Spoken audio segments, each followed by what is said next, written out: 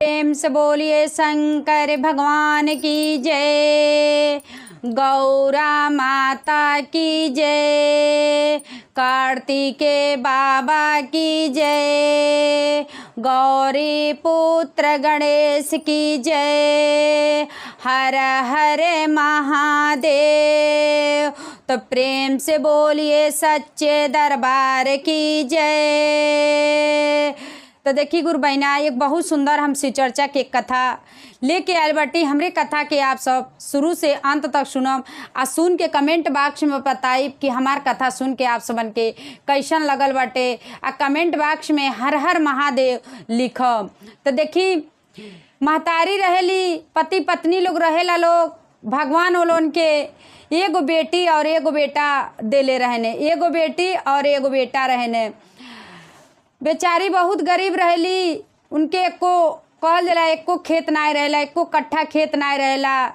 पति देव अपन कमा के ही जौन करे के रहला तौन करे ने, बाहर अपन रहे ने कमाने आ कमाने आ दूगो बाल बच्चन के अपन बेटी बेटा के अपन पढ़ाए ने लिखाए ने आ ई रहेली हर। तो अपन इहो कुछ कहल जाला घर में अपन कुछ 2 रुपया के रोजी रोटी कहीं से करेली सोचेली कि जब एको खेत ना बा, एक जानी के कमैले कुछ ना होई। आ जब तक तब दोनों बेटी और बेटा के दोनों जानी के पढ़ाए लिखाए ली, कहेली कि बेटी बेटा पढ़ लिए तो कोनो लायक लोग हो जाई, तो कोनो लायक लोग हो जाई तो अपने हाथ पैर पे रही लोग, तो हमन के कहीं कुछ करे के ना पड़ी।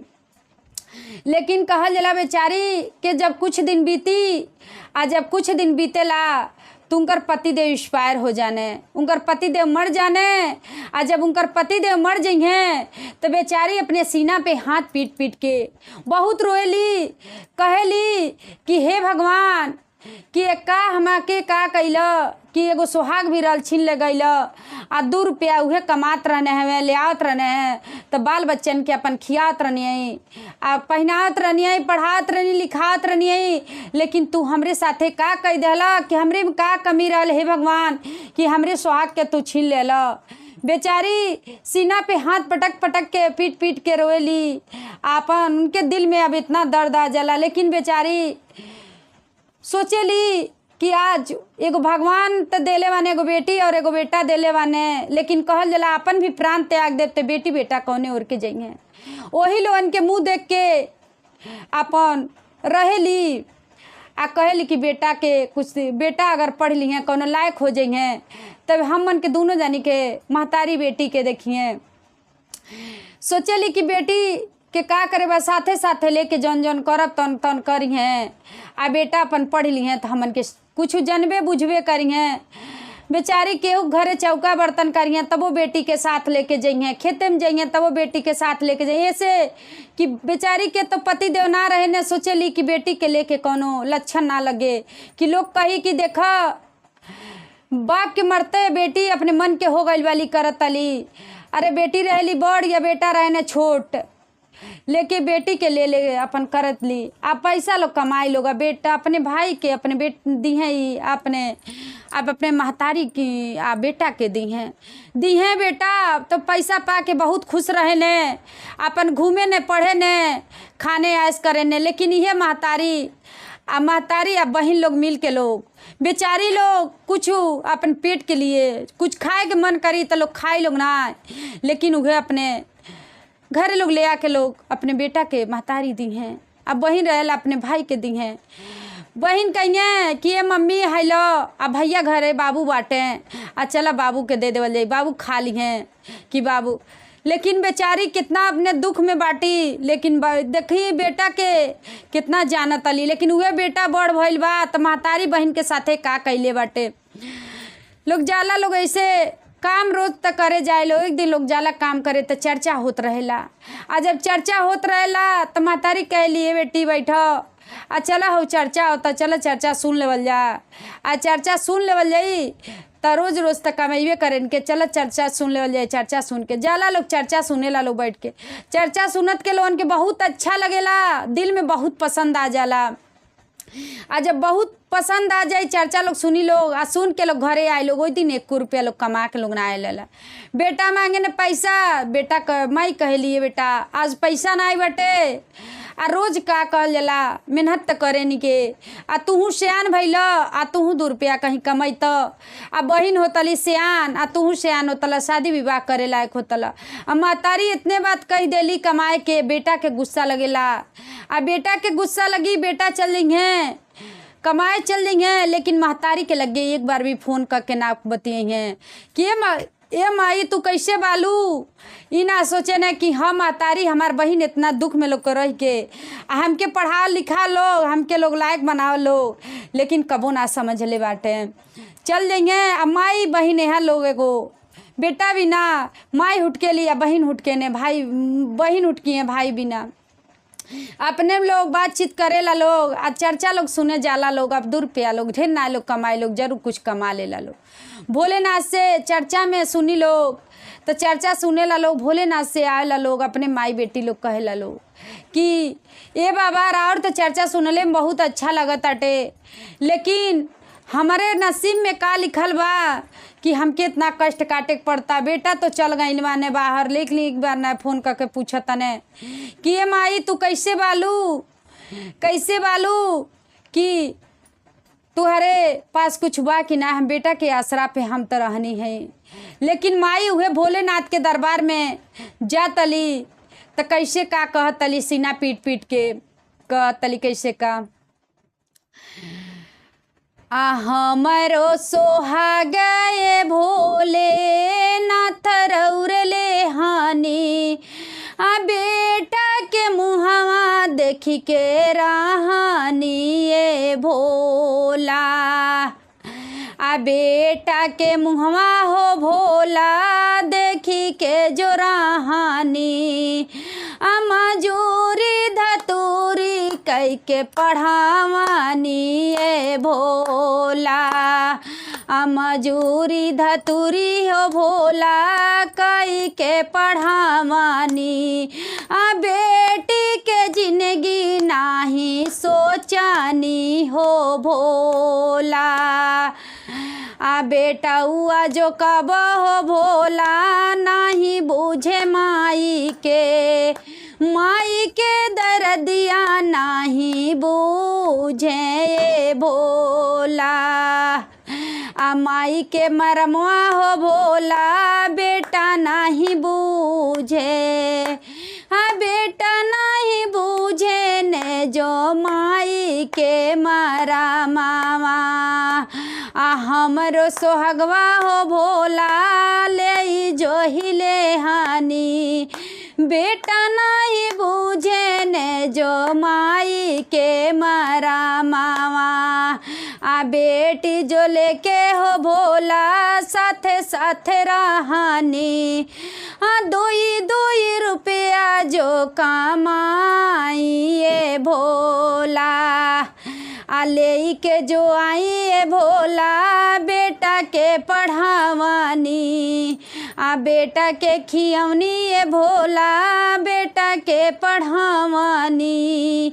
माही नहीं बूझे ने जो बेटा ए भोला बेटा नहीं बूझे ओ भोला माई के मरा मामा बेचारी भोलेनाथ से ऐसे कहतली दुख से कहली तो बेटा तो भोलेनाथ से कहली बेटा तो आईने लेकिन आईने पैसा ले दे के आईने कहने अपने माई से देखी कितना का कही तने अपने माई से कहने माई कहल जला बहन चल जाएंगे शादी विवाह हो जाए तो बहन चल जाएंगे अपने घरे तो तू अकेले रहबू उतर हमारे आगे शादी विवाह कर दे तू आ जाती घरे तो उनके साथे साथे तू रहतू बहन के ओकरे वास्ते शादी हो महतारी तो बेटा के बात ईमान के बेटा के शादी ठान दहली बेटा के शादी तो कई दहली जब बेटा के शादी कई दहली तो देखी मेहरारू के आइली तो मेहरारू का कहतली मेहरारू अली तो कहल जला महतारी के 2-4 दिन सेवा कैली सास के 2-4 दिन सेवा कैली ननद के 2-4 दिन मनली ओकरे बाद से ना माने नहीं माने, कुछ नहीं माने।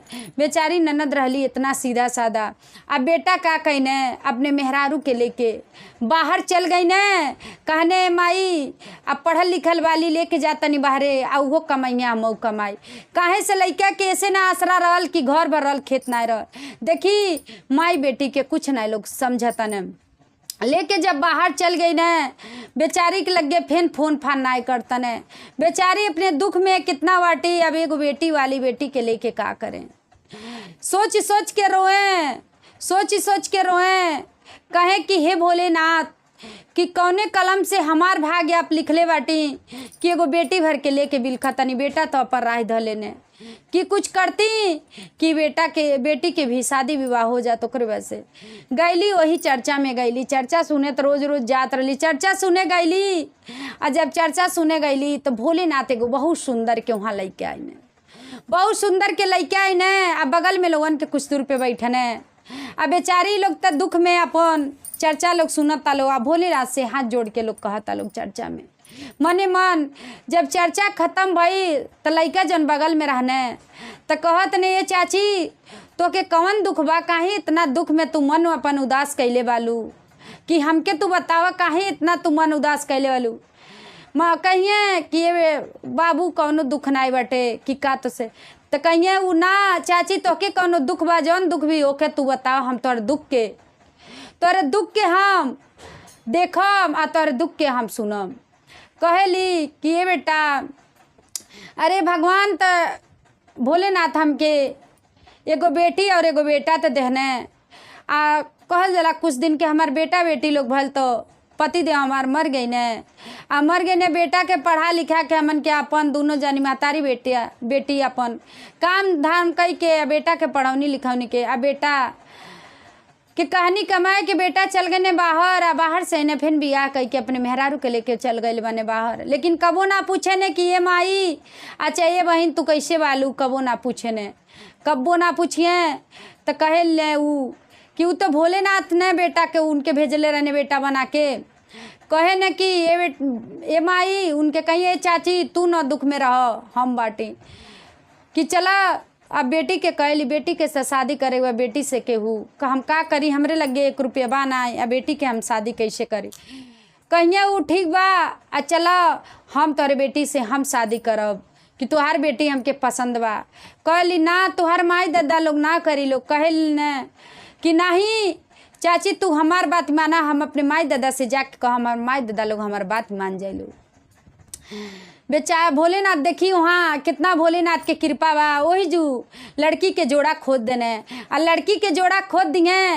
आ जब लड़का के घर वाले रहने बहुत धनी रहने, बहुत धन दौलत रहेला। आ जब बहुत धन दौलत रहेला बेटी के लड़का वाले पसंद कर लेने, बेटी के सब आपन पैसा कौड़ी लगा के बेटी से शादी लोग करेला इनके। आ बेटी से शादी करके लोग ले जाए लोग। आ बेचारी जइए वहाँ ससुराल में बहुत इनकर इज्जत होला, बहुत मान मर्यादा होला, बहुत हर चीज़ से कौनो चीज़ के इनके दुख ना रहेला। महतारी के भी देखेली सुनेली सब कुछ। अब देखी घमंड तो इनके लगे इतना रहल, लेके तो महतारी के बहन के मनने ना आए, लेके चल गए ने बाहर। आ जब बाहर लेके गई ने अब वहाँ भोलेनाथ देखी भोलेनाथ वहाँ रोलो उनके विपत्ति डरने। आ जब विपत्ति डरने दुख डरने, आ जब दुख डरने विपत्ति डरने तो कहल जला 1 रुपया के लोग वहाँ लोग उ लोग मुहाल हो गए लोग। तो घरे भाग के इन्हें अपने महतारी देखा तने दुआरी पे ताला लटकल बा। आ जब दुआरी पे ताला लटकल बा तो गाँव गड़ा से पूछा तने कि हमार माई रहली हमार बहन लोग रहला कहाँ लोग चल गए लोग। देखी आज तक तो ना फोन कैने, लेकिन जब दुख बोना पड़ल तो अपने मेहरारू के लेके अने तो पूछा तने। आ पूछा तने कि हमार माई लोग रहल लोग, हमार बहन रहली है कहाँ। तू कहली लोग गांव गड़ा के लोग का कहल कि तुहार माई तो बेटी के शादी कर देली, अब बहुत राज घराना में कैले वाली, अब बहुत उनके धन दौलत बा, बहुत धन दौलत बा, बहुत खुशी से वाली हो जो अपने माई के लेके बाटी।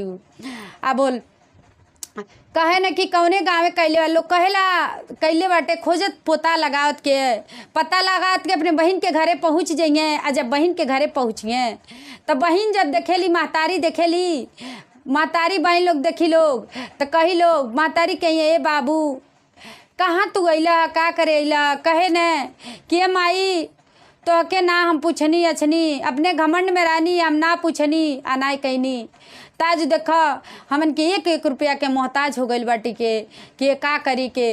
कहली कि बेटा हम का करी, खुद के हम भोलेनाथ के दरबार में जैनी तो कहल जला भगवान भोलेनाथ हमके एगो देहने जोड़ा तो हम अपने बेटी के शादी कहनी, यही जो अपन दिन गुजारत तनी ऐथी करतने हम का कहीं। ओ जो महतारी कह देली आ बेटा तो कहल जला बेटा महतारी के तनको दर्द ना बुझले रहने। जब तनको दर्द ना बुझले रहने तो भोलेनाथ देखी उनके बन बन के ठोकर देले माने बन बन के रोटी तुरत अली। जैसे महतारी तुरली बन बन के रोटी, वैसे अब बेटा अपने मेहरारू के लेके बन बन के रोटी तुरत है। काहे से कि मेहरारू के तो माई बाप लोग मर गई रहे लो, आ जब माई बाप मर गई जाला तो कहल जाला कि उनको भाई भौजाई कितना हित रही हैं। तो भाई भौजाई लोग उनके उनकर भाई भौजाई लोग ना पूछे ला लो, आ जब लोग ना पूछी लोग बहुत दुख में लोग रही लोग, आ जब बहुत दुख में रही लोग ना पूछी लोग तब भाई बन बन के रोटी तो तुरई पड़ी। ऐसे कहल जला कभी ना महतारी के कबो ना दुख है। अगर महतारी तो के पसेव से कैले भी या पसेव से पढ़ावती है तो कबो महतारी के दुख ना देवल जाला। बड़ी दुख महतारी के देले रहने ताज बन बन के बेटा के रोटी तुरे पड़। बेटी तो अपन गईली भोलेनाथ के महिमा रहल, भोलेनाथ के कृपा रहल तो बेटी के निम्मन घर मिलल, बर मिलल, अपने महतारी के लेके बाली सेवा सत्कार करतली, सब कुछ करतली। हर हरे महादेव।